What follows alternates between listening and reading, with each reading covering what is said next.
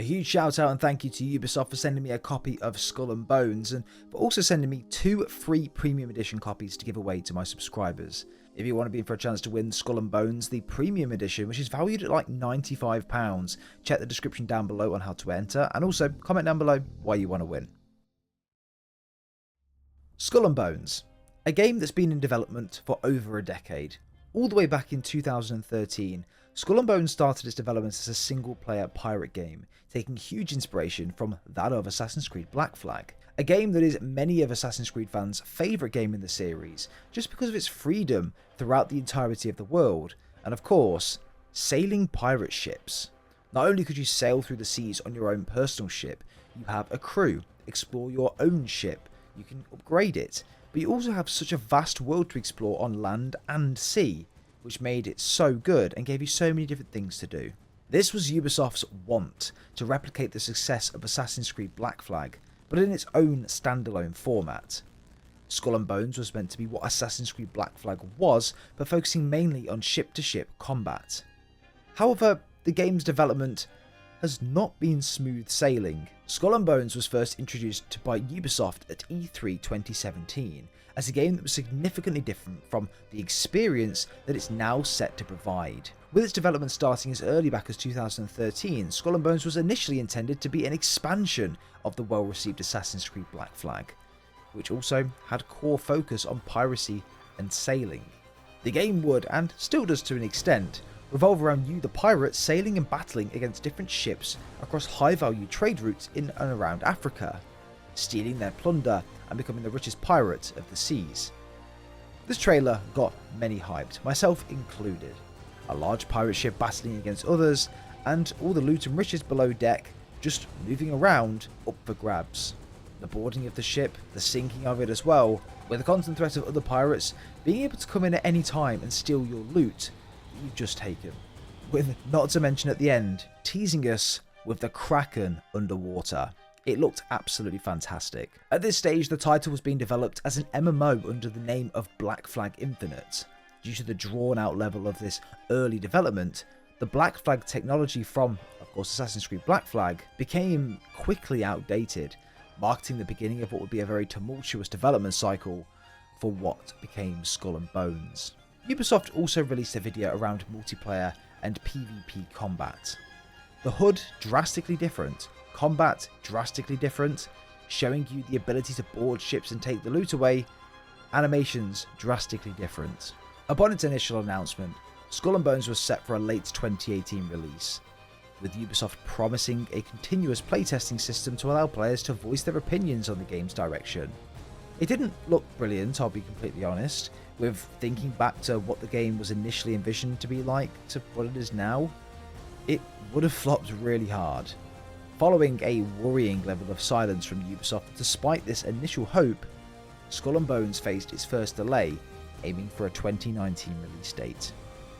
This marked a serious decline in direct news coming from Ubisoft in relation to the title, with several subsequent delays being announced after that, with no tangible updates as to what the state of the game was in, with huge core elements of the game having to be redeveloped from the ground up after the original assets became so outdated that they just couldn't be used. Skull and Bones was finally given a more concrete release window of 2022, with 2023 also being given as a possible timeframe by Ubisoft. And here we are today, the final release day of Skull and Bones, the 16th of February 2023. Has the game lived up to the hype? Has the decade plus of hellish development been worth the investment from Ubisoft? And of course the main thing, should you spend your hard-earned money on Skull and Bones? Well, in this video we're going to be discussing the following factors: the storyline, the characters, the gameplay, the graphics, the overall world design and collectibles, the soundtrack, and then our final verdict. Each category will be scored out of 10, with then the average score at the end totaling and giving us the score. Leave your scores down below for each category as well, and we'll see how we compare below. However, without further ado everyone, let's dive straight in. Video game stories are much different to a movie or a book. A video game, you're going to be sitting there for 7+ hours, physically moving through the world and the story as the character or group would be. The one thing that a video game story needs to establish within the first 30 minutes of gameplay is that it has to ignite the want and the fire inside of you to know more about what's going on. Let's take the pinnacle of video game stories as an example, The Last of Us and God of War 2018. These two games have been selected purposely because they're the first in a new era of entries in those franchises, and they are the ones that have to impress the player the most to even bring out a sequel. The Last of Us Part 1, for example, starts completely normal.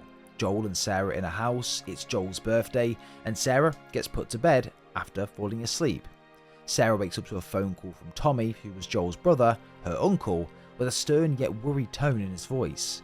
Sarah looks around the house to find Joel, and she sees an explosion in the background of a news broadcast on the telly, igniting the desire in the player to think, what is going on, to worry them a bit, and to just get them to want to know more, and be understanding of what's happening. We then find Joel, the neighbours are acting strange, ones that Joel and Sarah were very fond of, and good friends with, but Joel had no choice but to shoot them. They then go through the town, whilst evacuating in a car that Tommy rushed over to collect them in, sees everyone trying to leave as well, and these things chasing Joel and Sarah through the town. Of course, at the end, Sarah was shot by the guard, and she was killed, but in that moment, we had no idea what this infection was, and neither did Joel, Tommy, or Sarah. You wanted to know more, and you go through that stage of the game exactly like they did. God of War 2018. Kratos' wife, Faye, wanted you to take her ashes to the highest peak of all the 9 realms and spread them. However, they came across Baldur, a god that wanted to try and kill Kratos.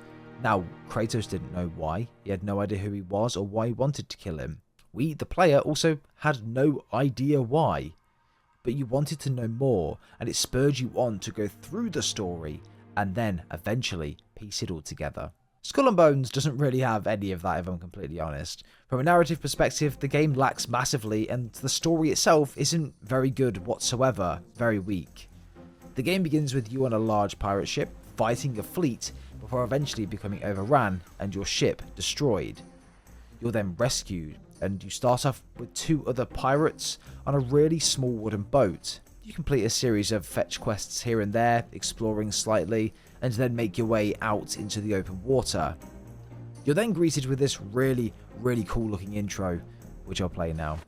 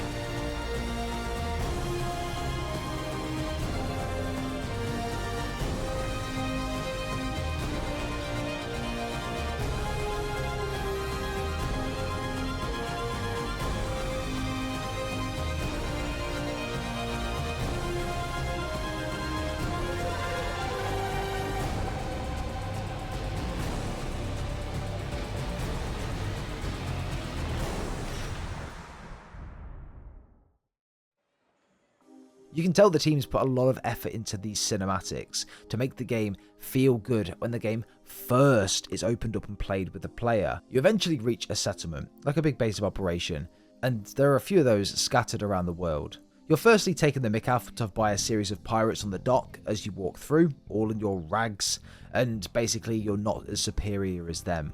But we need to speak with someone named Skurlock. Because of our previous experience aboard a ship and for being a semi-successful pirate at the beginning of the game, we have a bit of influence and we're the best pirate for the job. So we walk over and speak with Skurlock, and he was just as you'd expect someone to impersonate a pirate to be. We'll never show your ugly mug again, you useless git.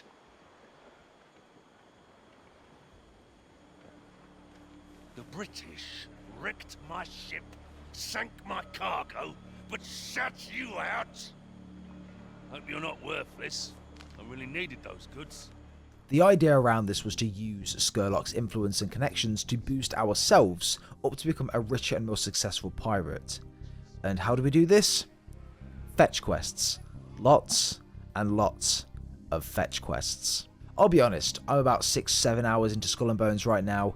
This channel revolves around story-based content pretty much all the time, and I love a good story as much as the next person. But I do not care about Skull and Bones' story. It is so weak. There is nothing interesting going on. There's nothing that makes me want to be pulled into the story or play the game for the story alone. With the examples I gave earlier, there's an element of mystery in those games, the want to find more, and alongside its characters that are likeable and enjoyable to play alongside and to actually speak with, they have a purpose for being there, and they make the story better and they make it more fulfilled. Skull and Bones has neither of that. The story so far, and it could change, but I may not just be that far into it, is based around Skurlock telling you where to go, to do this, to take this, to destroy this, with really no interesting things or reasonings as to why. Look, as I said, I'm not that far into the story right now, gameplay wise around 6-7 hours, but a lot of the time I like to just explore and do these different side quests, so the main quests aren't always a priority. Maybe that's it, maybe I should put more time into it and then my opinions will be changed, but I don't know, I'm just not really sold on it at the moment. If they make a story like the Pirates of the Caribbean, for example, with a faction which is run by someone like Davy Jones, or the Imperials, or the Pirates, and having the pirates go against each other as well, so having 4 different areas all fight for a common goal, which could be finding a hidden cache somewhere, or a fountain of youth to grant immortality, or something like that, then that would be sick. But there's nothing like that in the game. The story so far is so bland, and I skip pretty much every cutscene and piece of dialogue just because I don't want to sit there and listen to it, because it's quite cringy in the way that people try to impersonate pirates, and it just isn't interesting at all. If this wasn't a pirate game and just didn't find that semi-cool, it'd be a much lower score than what I've given it, a 3 out of 10 for the story. Let's move on to the characters. Here we go. If the story was a 3, we know what direction this category is heading in. Characters in a video game need to be likeable. They need to be, in some cases, relatable. Emotional connection through stories is what gives you the intimate connection with them, which is what makes you enjoy and appreciate a story. You want to be immersed in a story, right? You want to feel like you are the character. Your actions, choices resemble what happens in the game, and it makes decisions for you in the game. That's what a good story is like.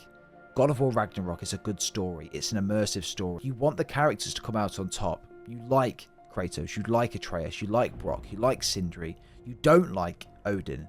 But at the same time, films, for example, like Interstellar, characters that work hand in hand with the story to make it better. Each character you meet has a purpose for being there, and are fantastic at making you feel that emotional connection between them. The Last of Us, the loss of Sarah at the start of the game, it makes you feel for Joel, it makes you relate to Joel, and understand why he's so stubborn for the majority of the game as well. And when he does eventually form that relationship and bond with Ellie, you really care for that bond, and because you know what Joel has been through. These stories are the pinnacle of character building. Skull and Bones, nothing. I feel nothing. I have no care in the world for the characters. I find them all really bland, typical cookie-cutter pirates. And to be honest, I don't really pay much attention to them. If I was told to impersonate a pirate, this is exactly how I would impersonate a pirate, and that is not what I want. Wrecked my ship, sank my cargo, but shut you out. Hope you're not worthless. Strange and contradicting, right? If I'm playing a pirate game, surely I want pirates to sound like pirates, but not every pirate sounds like this. Some probably are going to have a bit of a twang in the voice, like on Pirates of the Caribbean and stuff like that, but then others speak normally and do normal things, you know? Like, not every pirate speaks like that, or like a conventional pirate. Everything's just very cookie cutter, and I feel like it could have been done differently. Skurlock actually started to irritate me when going to him with his voice when it was just one of those, I don't know, and meeting him and talking to new people doesn't make me think, wow, it makes me think, Jesus, this dialogue, man, these characters and the story was such an afterthought that was thrown together to resemble something of a storyline just so the game could go. For me, it's a 2 out of 10. The next three I'm going to pair together because they work hand in hand. Gameplay, graphics, overall world design, and collectibles. Despite the last two categories being pretty low scoring, Skull and Bones is a really fun game to play. I'll admit, it's a game you need to get into. The first 20 minutes, I was really not enjoying myself, and I thought, oh, when is this going to get better? The fetch quests were getting really tedious, my ship was terrible, it was tiny. I thought this game was just going to be a grind to get anywhere with it, with eventually store updates to sell you pay-to-win ships. Look, that could still be the case, but once I got my first ship and started off sailing around the world, I started to really enjoy what the world had to offer. You're getting further away from me. I'm being pulled to the right.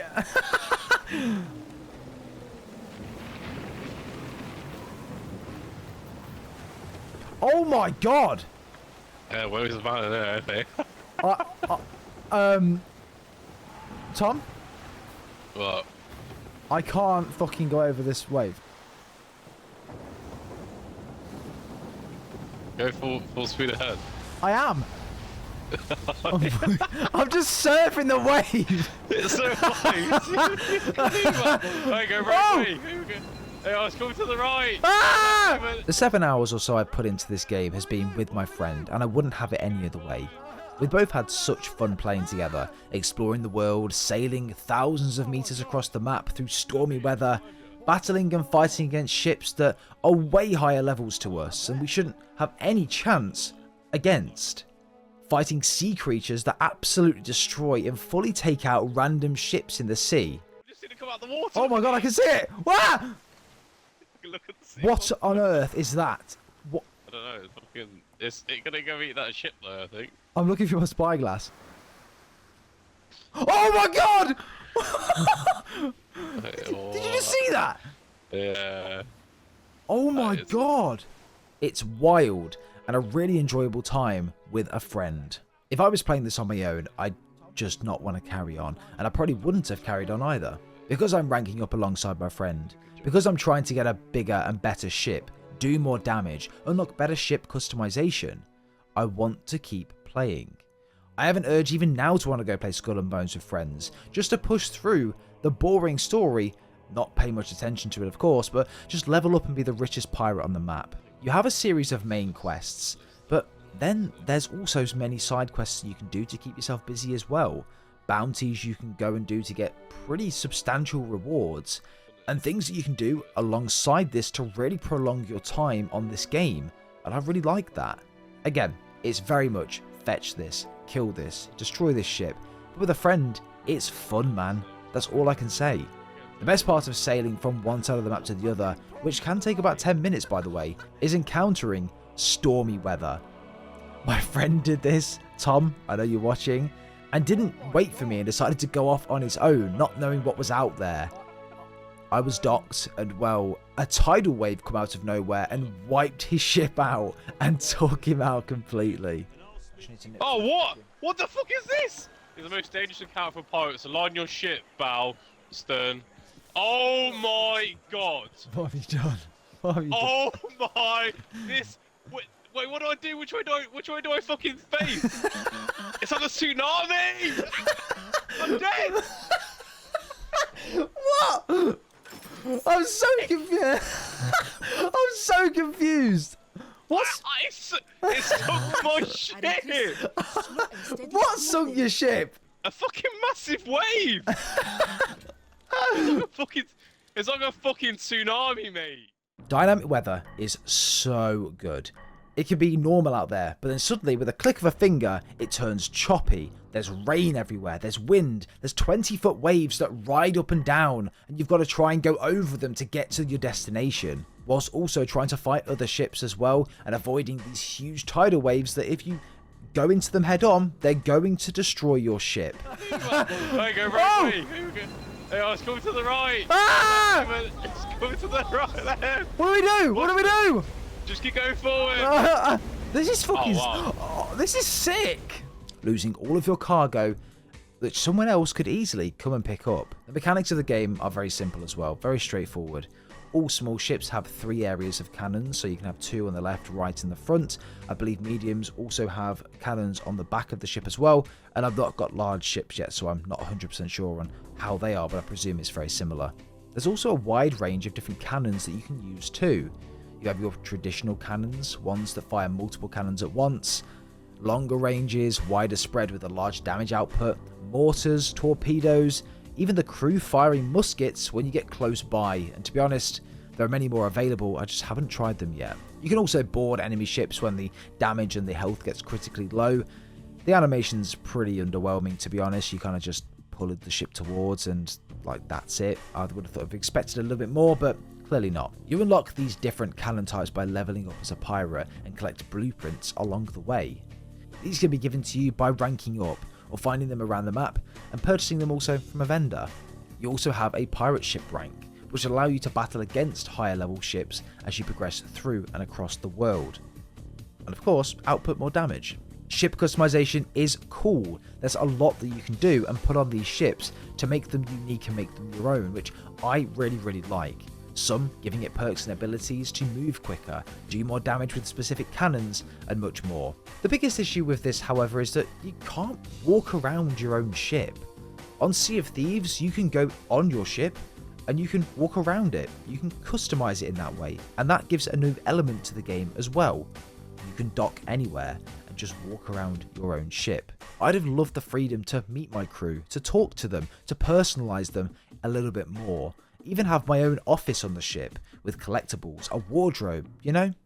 You don't have any of this in Skull of Bones, and to be honest, I think it's a big disconnect between you, the crew, and your ship, and it's a bit disappointing, to be honest. Skull and Bones isn't just ship-to-ship combat, however. You can actually find and walk around different settlements you see around the map. These allow you to fast travel to and from and deposit cargo from your ship into your caches, so you don't have to always go back to the main base. This, however, is again one of those things that seems like a massive afterthought. They serve no purpose to the story or the gameplay, really. Yes, as I said, you can transfer your cash into them.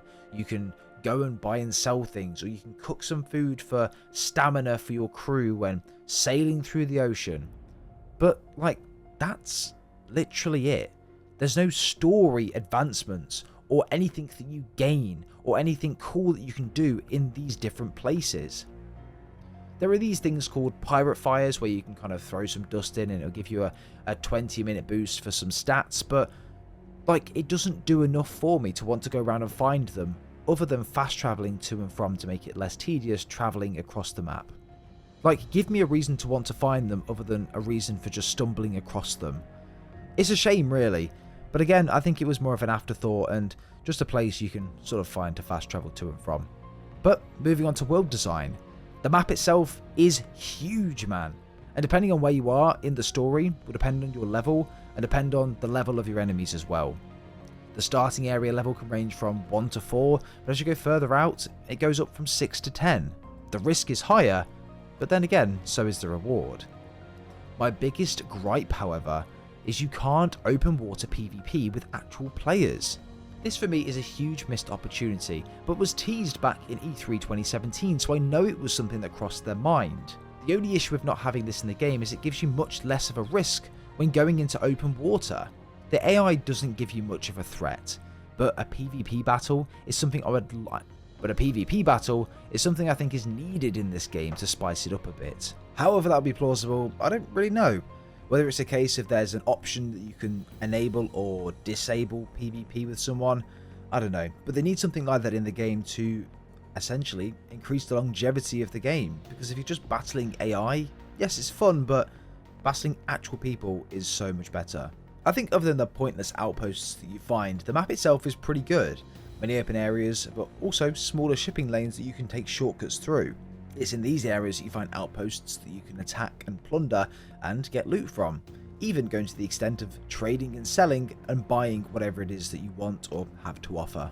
Overall, to conclude this section, Skull and Bones, despite its boring and non-existent story, is a fantastically fun game to play with friends or a group. The collectibles are pretty interesting at times. Some will tell you of treasure caches around the map, but I don't really feel like I want to pay much attention to them, to be honest, much like the story. Gameplay, 7 out of 10 for me, but over world design and collectibles, I'd say a 5 out of 10. Skull and Bones, however, graphically is gorgeous. The character models are very questionable, and I actually think Assassin's Creed Black Flag looks better than Skull and Bones, which is ridiculous to say. However, visually when sailing, especially in first person during a storm, it's beautiful, man. Paired with the graphics mode and not performance, it's great. Usually I'd hate to play in 30 FPS, but with games like this, and especially during ship-to-ship combat, you don't really notice it as much.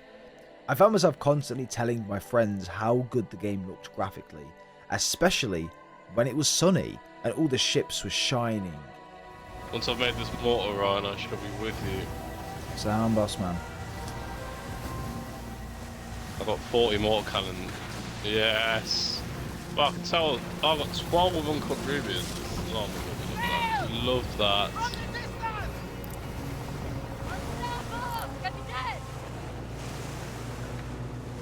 I actually really like this game. I never thought I would. See, I told you. You at the start you were like, oh, it's fucking shit. It's actually really good. I'm really impressed. I just like the ship combat. I think the ship when you actually go up against a hard ship as well to kill, and your bum all starts to get a little bit twitchy. But I think there's a lot that this game should have done better. Yeah, like, they could have made the combat like actually getting off the ship yourself and all that sort of stuff. Yeah, and I'd like to actually walk around my own ship. Yeah. And like have my own little office and things. I can like, do you know what I mean? Have my own little office that I can put like ornaments and collectibles in and stuff. Yeah, basically, yeah. They should have done that. Yeah, should have. And when you get off land, there's not a lot you can do, other than collect a few newspapers or books. No, I think you should be able to swim in all sorts. Like, you know, there's sharks in the water, and all that sort of stuff. I think it'd be wild fun to go for a swim and seeing a shark just like coming up your ass or something. Yeah, it's just it's very good at its base, but there's a lot that would have made this game so much better than what it is. Yeah. Oh, I don't even know if there's not really a story either. Well, I mean, there probably is a story, but it's one that I'm not interested in. Yeah. And I just want to get the biggest ship possible and just fucking boss people. If I weren't playing with you, I don't think I'd actually play the game. No. I just find it boring. When you play with someone, it's actually really good. Yeah. Even in the storms, though, when the candles were somehow lit still, were glowing and bouncing off of the waves of the water. It was just absolutely awesome. Well done, Ubisoft. However, the faces are very questionable. So I would give this a 7 out of 10. A game's soundtrack is also one of the things that will give the player feels. This is what will make someone emotionally attach themselves to the game, and it gives you that feeling inside that it just makes you feel better when playing. It sounds weird, but it's true. Any good video game has to be matched with a solid library of music. Skull and Bones has a very good soundtrack, and the ambience when sailing is just nice. I hope they add more like this, and I hope they continue to compose music like this to add to the vibe of just sailing around the map. 7 out of 10 for me. So, what's my final verdict? Well, taking everything into account, as much as I disliked the story, the characters, and was fairly underwhelmed by the overall world design, I really like the gameplay. I think Skull and Bones is well worth picking up, maybe not for £95, which is the premium edition, but the standard, yeah, go for it. If you have Ubisoft Plus as well, you can get it on there for free, you don't have to pay anything extra, so I would go on and try it and see if you like it. Overall though, Skull and Bones, for me, scores a solid 6 out of 10. It's an average score, but for a game to jump on with friends and to kill a few hours, it's really fun. I wouldn't say it's anything higher than average, to be honest. There's a lot of things that is missing out of this game that would take it to that 7 or an 8 out of 10. I think the game does just enough gameplay-wise, graphically, soundtrack-wise, and just the amount of fun you can have on it to make it an average scoring game. If the story and the characters were better, obviously we could have gone a bit higher. But for me, 6 out of 10 is perfect for this game. Let me know your scores down below in the comments. Did you match my score? Did you agree with my scores? If you didn't, of course, let me know yours down below.